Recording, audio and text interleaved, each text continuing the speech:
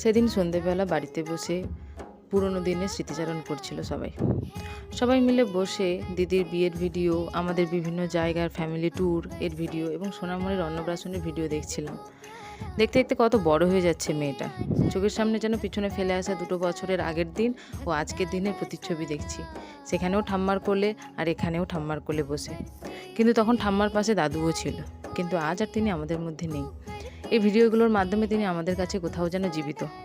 দিন চলে যায়, সময় চলে যায়, মানুষও চলে যায়, কিন্তু স্মৃতিটুকু রয়ে যায় আজীবন।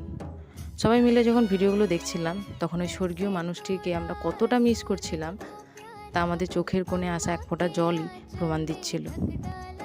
যাই হোক, শেষে ওই ভারাক্রান্ত মনটাকে ভালো করার জন্য রান্নাঘরে গিয়ে দেখি ছোটো জামাইবাবু মাংস রান্না করছে সবার জন্য।